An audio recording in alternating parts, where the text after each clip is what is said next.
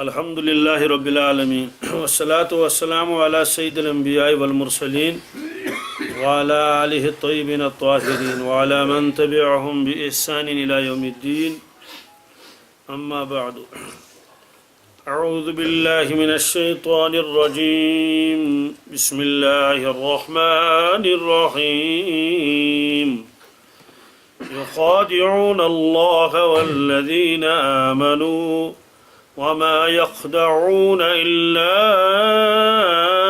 أنفسهم وما يشعرون صدق الله المولانا العظيم. یہ آیت منافقین کے بارے میں ہے. اس سے پہلے یہ آ چکا کہ اس سورہ شریف کی پانچ آیتیں جو ہے وہ اللہ تبارک تعالیٰ نے ایمان والوں کے بارے میں وہ نازل فرمائی ہیں اور ان میں ایمان والوں کی صفات کا بیان ہے. اس کے بعد 2 آیتیں ہیں، اس میں کفار کا بیان ہے. اس کے بعد یہ تقریباً 13 آیتیں ہیں، اس میں منافقین کا تذکرہ ہے. اس کی تفصیل بھی آ گئی کہ مکہ شریف میں تو صرف 2 طبقے تھے. کون کون؟ ایک تو مومنین تھے اگرچہ ان کی تعداد بہت کم تھی، اور دوسرے کفار تھے. اور کچھ ایسے لوگ بھی تھے جو اپنے ایمان کا اظہار نہیں کر سکتے تھے، مسلمانوں کے ساتھ ہمدردی تھی. تو بہرحال مدینہ طیبہ میں ایک اور طبقہ وجود میں آیا. تھے تو اندر سے وہ کافر ہی، لیکن ظاہر سے وہ مسلمان تھے، اور اس کی وجہ آ گئی.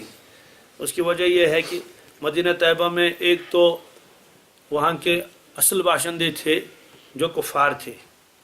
دوسرا طبقہ وہاں بہت بڑا تھا یہود کا. یہود کو اہل کتاب تھے.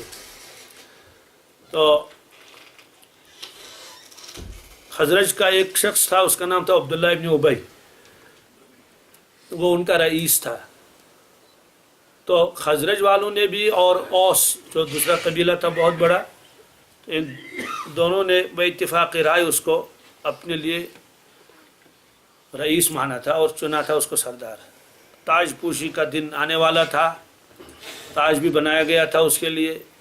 اسی اثنا میں رسول اللہ صلی اللہ علیہ وسلم مدینہ طیبہ تشریف لائے تو سب لوگوں کی توجہ حضور پاک صلی اللہ علیہ وسلم کی طرف ہو گئی. تو اس لیے عبداللہ ابن ابی کو کسی نے پوچھا نہیں، اور ایک راہب تھا ابو عامر، اس کی تفصیل بھی آ گئی، اس کو بھی کسی نے نہیں پوچھا. تو حب دنیا راس کل خطیۃ، دنیا کی محبت ہر گناہ کی جڑ ہے. دنیا میں لڑائیاں جھگڑے ہیں، یا تو مال کی بنیاد پر یا تو شہرت کی بنیاد پر کہ یہ سیٹ مجھے مل جائے. تو کافروں کے یہاں تو ظاہر سی بات ہے وہی مقصد زندگی تھا. اس لیے کھلم کھلا مقابلہ تو نہیں کر سکے وہ، کیونکہ مسلمانوں کی تعداد زیادہ تھی مدینہ طیبہ میں. اس لیے انہوں نے کہا کہ بھائی غنیمت تو یہی ہے کہ ظاہری اعتبار سے تو مسلمان بن جاؤ اور اندر سے اپنی کارروائی کر لو، کفار کا ساتھ دے دو، یہود کا ساتھ دے دو، اور ان مسلمانوں کو کسی طرح سے مغلوب کر لو. تو یہ ان کا مقصد تھا. اس لیے یہ تیسرا طبقہ وجود میں آیا مدینہ طیبہ میں. ان کو منافقین کہتے ہیں. اس کی تفصیل تو آ گئی کہ ان کو منافق کیوں کہا جاتا ہے. تو انہی کے بارے میں اللہ تبارک تعالیٰ نے یہ فرمایا کہ لوگوں میں سے کچھ لوگ ایسے ہیں جو کہتے ہیں آمنا باللہ و بالیوم الآخر، ہم ایمان لائے اللہ پر اور آخرت کے دن پر. وما ہم بمومنین، حالانکہ وہ ایمان والے ہیں ہی نہیں، بالکل نہیں، یہ جھوٹ بول رہے ہیں. یخادعون اللہ والذین آمنوا، یہ دھوکہ دیتے ہیں اللہ تبارک تعالیٰ کو اور ایمان والوں کو. اس کی تفصیل بھی آ گئی کہ دھوکہ تو آدمی انسان کو دے سکتا ہے نا، کہ بے خبری میں دھوکہ لگ گیا، لیکن اللہ تبارک تعالیٰ کو کون دھوکہ دے سکتا ہے؟ اس کے 2 جواب بتائے گئے تھے. ایک تو یہ ہے کہ یہاں مراد یہ ہے کہ اللہ کو تو دھوکہ نہیں دے سکتے، لیکن یہ اللہ کے نبی صلی اللہ علیہ وسلم کو دھوکہ دینا چاہتے ہیں. اس لیے کہ جس نے اللہ کے نبی صلی اللہ علیہ وسلم کو دھوکہ دیا گویا اس نے اللہ کو دھوکہ دیا. اور اس کا ثبوت قرآن پاک میں بھی ہے.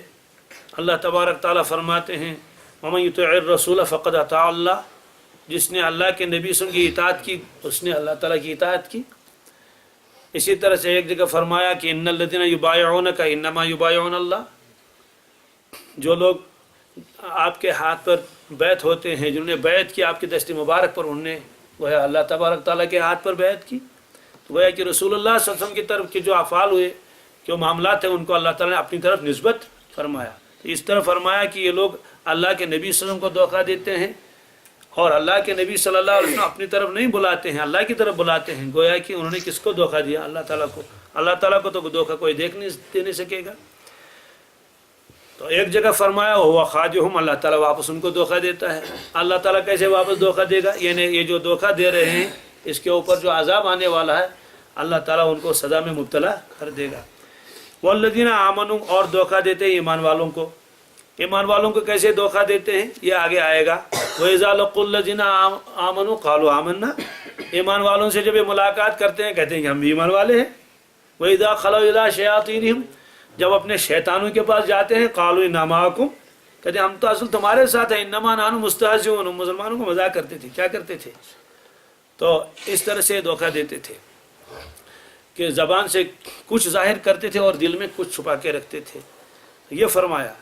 तो अल्लाह ताला फरमाते हैं वमा यख़दऊना इल्ला अनफुसहुम, वो किसी को धोखा नहीं देते हैं मगर धोखा देते हैं अपने ही आप को, अपने ही ज़ात को धोखा देते हैं। वमा यशऊरून, लेकिन इसका शऊर उनको नहीं है। तो धोखा किसको कहते हैं? खदा यखदू के माने आते हैं असल में छुपाना। क्या जी? इख्फा के माने आते हैं खदा यखदा।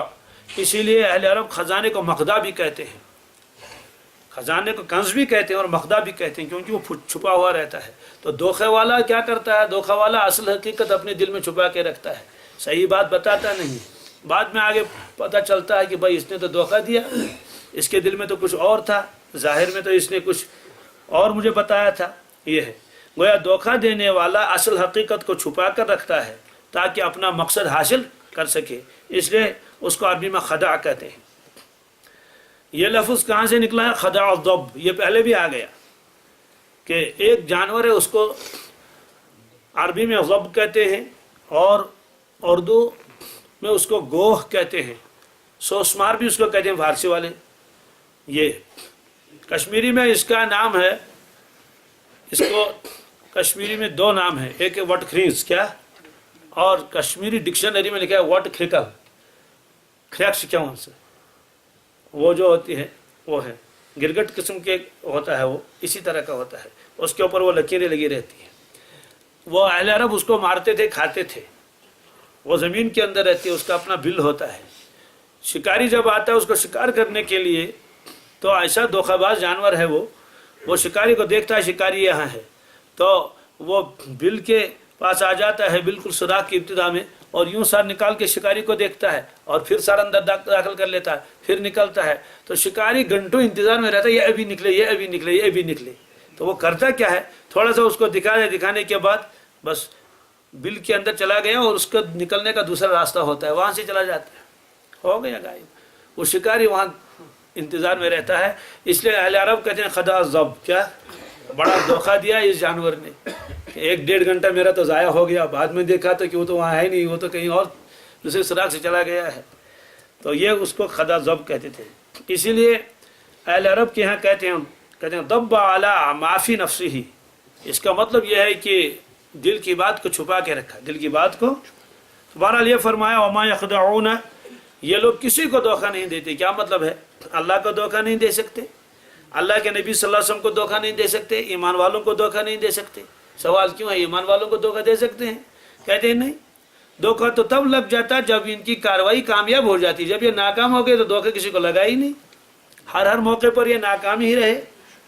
और फिर दूसरी बात यह है कि इनकी जो चाल वगैरह थी, अल्लाह तबारक ताला उस चाल को जाहिर करते थे मुसलमानों के ऊपर। इस वजह से फरमाया वमा यख़दऊना इल्ला अनफुसहुम, ये लोग किसी को धोखा नहीं देते हैं लेकिन अपनी ज़ात को। मतलब यह है कि धोखा देने का वबाल इनको उठाना पड़ेगा। वमा यशऊरून, लेकिन उनको इसका शऊर नहीं है। शऊर अरबी लफ्ज़ है और इसका उर्दू तर्जमा है एहसास। क्या जी? यहाँ यालमून के बजाय यशऊरून फरमाया, और यशऊरून कहते हैं इल्मी हिस्सी को। किसको जी? एहसास जो होता है, इसीलिए कहते हैं मशाइर इंसान के आलात हवास को کہتے ہیں مشاعر انسان کہ اس کے آلات حواس کو مشاعر کہتے ہیں. کیا کہتے ہیں؟ مشاعر کا لفظ قرآن پاک میں بھی مشعر الحرام، مشاعر حواس. اس کا مطلب تو یہ ہے کہ اس دھوکے کے اوپر جو سزا ان کو ملنے والی ہے اور جو ان کو نقصان ہونے والا ہے وہ بالکل سامنے ہے، محسوس چیز ہے. لیکن محسوس چیز کو بھی یہ نہیں سمجھتے ہیں، اتنے بیوقوف ہیں اور اتنے گویا کہ غافل ہیں. اس لیے اللہ تبارک تعالیٰ نے یہاں فرمایا کیا وما یشعرون، یہ اس کا شعور بھی نہیں رکھتے ہیں. مطلب اتنے بیوقوف ہیں، سمجھتے ہیں کہ ہم جتنے بھی چالے کریں گے ہمیں اس پر سزا نہیں ملے گی. یہ مطلب ہے. اور شعور کے مفہوم میں ہر وہ باریک سے باریک چیز شامل ہوتی ہے، اس کا ادراک ہوتا ہے، اور جو سامنے والی چیز ہے اس کا بھی احساس ہوتا ہے. یہ فرمایا. ایک جگہ قرآن پاک نے فرمایا کہ شعور، ان کو شعور نہیں. ایک جگہ فرمایا کہ فَهُمْ لَا يَفْقَهُونَ، یہ لوگ تو سمجھتے بھی نہیں. کیا سمجھتے؟ ایک جگہ فرمایا ان لوگوں کو معلوم بھی نہیں. یہ قرآن پاک نے جگہ جگہ فرمایا ان کے کہ منافقین کو شعور نہیں، منافقین کو عقل نہیں، یہ جانتے بھی نہیں ہیں اپنے نقصان کو. ظاہری اعتبار سے یہ بہت ہی بہترین باتیں کرتے تھے. اس کا بیان قرآن پاک میں بھی ہے. کیا؟ ایک جگہ فرمایا فَهُمْ لَا يَفْقَهُونَ، یہ لوگ تو کچھ بھی نہیں سمجھتے ہیں. کیوں؟ اس لیے کہ ظاہری اعتبار سے ایمان انہوں نے قبول کیا، ثم کفروا، پھر کافر ہو گئے، فَطُبِعَ عَلَىٰ قُلُوبِهِمْ، ان کے دلوں پر مہر لگ گئی. فَهُمْ لَا يَفْقَهُونَ، اب یہ سمجھتے ہی نہیں. عجیب مثال اللہ تعالیٰ نے دی، اس کو سمجھ لیجئے. یہ سورہ منافقون میں ہے. وَإِذَا رَأَيْتَهُمْ تُعْجِبُكَ أَجْسَامُهُمْ، یا رسول اللہ صلی اللہ علیہ وسلم جب آپ ان کو دیکھیں گے ان کے ڈھیل ڈول آپ کو بہت اچھے نظر آئیں گے. یعنی بڑے عجیب غریب بہت بہترین قسم کے لباس اور بڑے ڈھیل ڈول والے ہیں. اس لیے عبداللہ ابن ابی بھی بہت موٹا بھی تھا اور قداور بھی تھا. وَإِن يَقُولُوا تَسْمَعْ لِقَوْلِهِمْ، اور اگر وہ آپ کے سامنے آ کر بات کریں گے تو آپ ان کی بات کو سنیں گے. ایسے فصیح و بلیغ. فرمایا كَأَنَّهُمْ خُشُبٌ مُّسَنَّدَةٌ، لیکن اے اللہ کے نبی صلی اللہ علیہ وسلم ان کی مثال تو بالکل ایسی ہے جیسے لکڑی کھڑی کر دی گئی ہو. کیا؟ لکڑی کھڑی کر دی گئی ہو. کیا مطلب ہے اس کا؟ اس کا مطلب تو یہ ہے کہ جس طرح سے لکڑی بے جان ہوتی ہے، بے جان، اوپر سے تو بہت اچھی ہے لیکن اندر سے اس کے اندر کچھ بھی نہیں، ایسے ان کے ڈھیل ڈول تو بہت ہیں.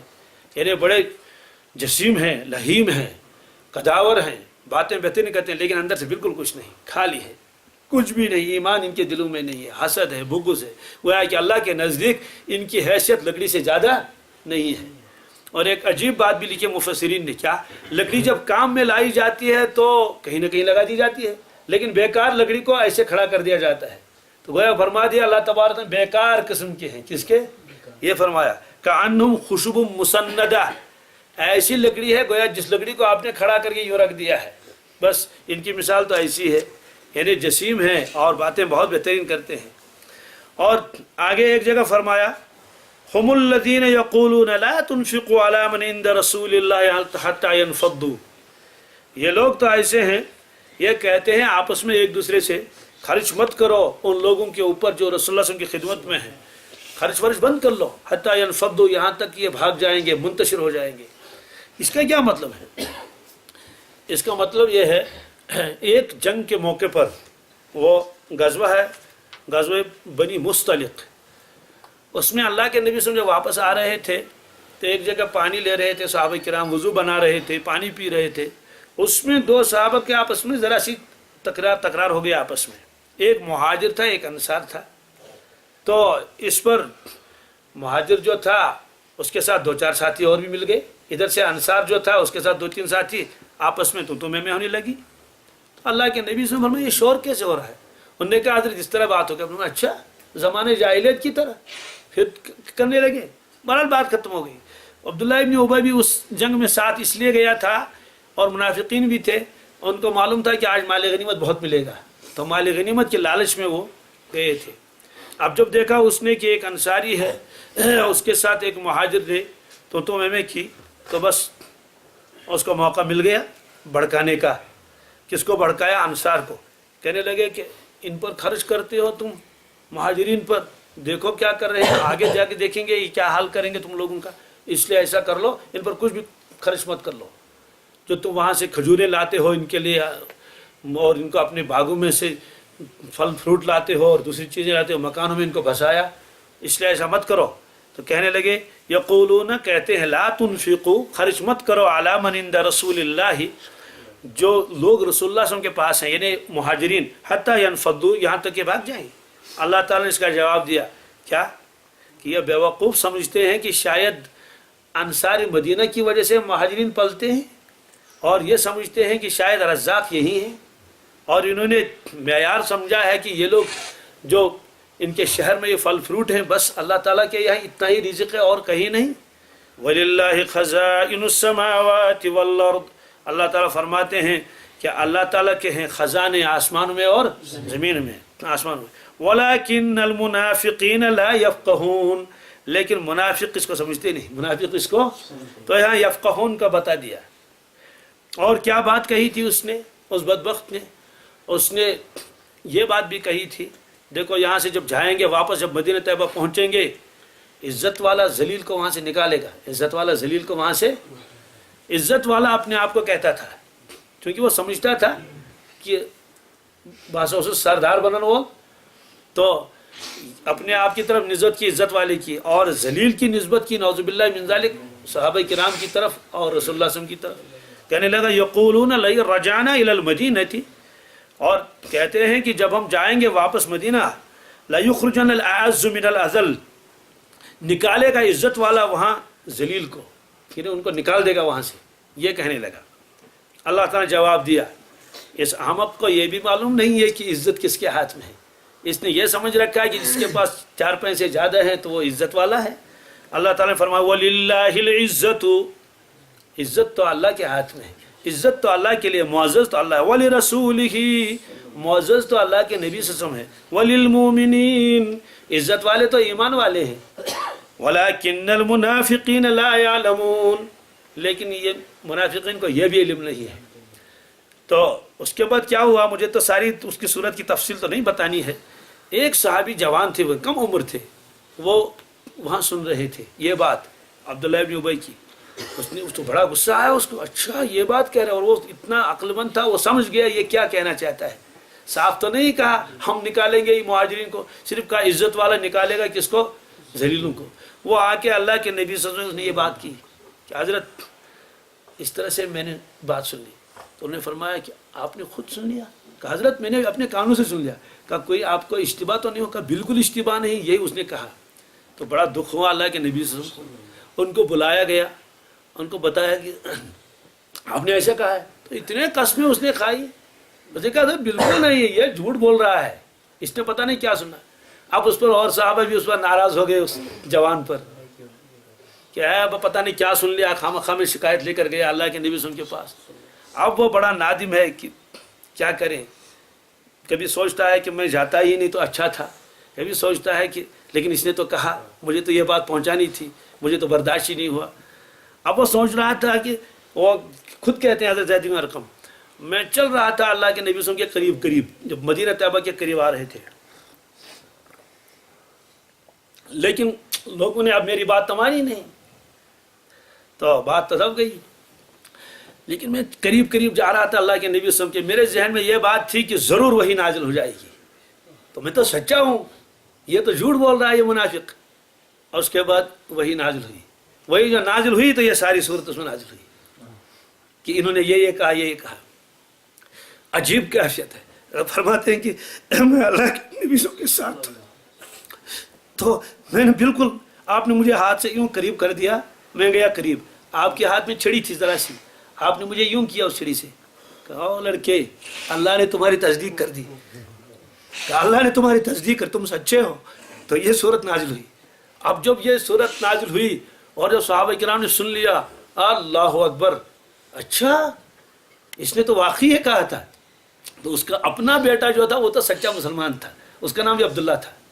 वो बेटा मदीना तैयबा के रास्ते में तलवार लेकर, उसने कहा क्यों करेंगे कि मैं इस मुनाफिक को मदीना तैयबा में अंदर दाखिल नहीं होने देता हूँ। अपने बाप के बारे में कहा है, ये मुनाफिक अंदर हंसने की कि इसने किसको कहा, जिल्लत वाला। तो जिल्लत वाला तो ये खुद है, تو بس وہاں بیٹھا کبھی مدینہ پاک میں ہنس نہیں. اب سب لوگ نے کہا کہ بھائی تو آپ کا باپ ہو جائے گا, اس سے کیا ہوگا, باپ تو ہے لیکن اس نے گستاخی کیوں کی. تو پھر اللہ کے نبی سے فرمایا چھوڑ دو. تو کہیں گے اگر اللہ کے نبی سے سفارش نہیں کریں گے میں اس کو اندر نہیں آنے دوں گا, گھر جانے نہیں دوں گا اس کو. تو اس طرح سے منافقین کی جو کاروائیں تھیں نا یہ رسوا ہوتے تھے جگہ جگہ پر. اس لیے اللہ تعالیٰ نے فرمایا کہ یہ تو دھوکہ دینا چاہتے ہیں اللہ کو اور ایمان والوں کو, وَهُمْ لَا يَشْعُرُونَ, لیکن ان کو ان کا شعور بھی نہیں ہے. شعور تو اس کو کہتے ہیں کہ بالکل کھلا ہوا نقصان ہے پھر بھی آدمی سمجھے گا نہیں.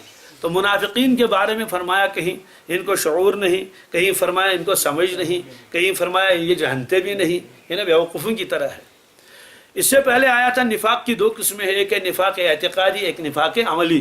نفاق اعتقادی کہتے ہیں دل میں نفاق ہے, دل میں کفر ہے, ظاہر سے کلمہ پڑتا ہے.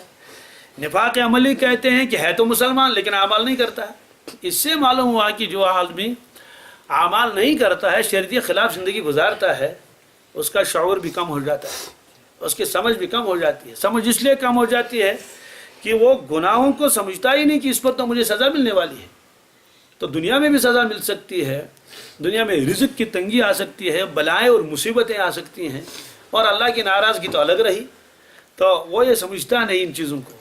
تو اس طرح سے جو لوگ یہ ہوتے ہیں نافرمانی کرنے والے, تو یا تو وہ دنیا کے ایسے پجاری بن جاتے ہیں کہ ساری زندگی بس روٹی کپڑا اور مکان, اس کے علاوہ نہ کسی کا خیال, نہ کسی کی طرف توجہ, دین رہے نہ رہے کوئی غم نہیں, اپنی قبر کا خیال نہیں, اپنی آخرت کا خیال نہیں, تو دوسرے مسلمانوں کا خیال کیا ہوگا.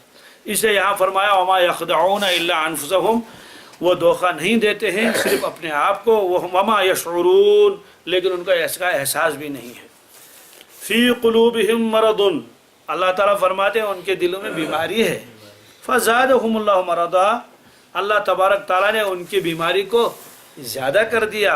ولہم عذاب علیم, ان کے لیے تو دردناک عذاب ہے. بما کانوا یکذبون, اس وجہ سے کہ وہ لوگ جھوٹ بولتے ہیں.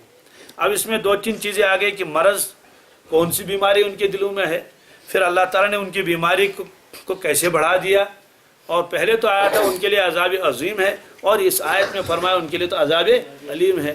عظیم کے بارے میں تو تفصیل آئی تھی, علیم کے بارے میں آگے اور تفصیل آ جائے گی.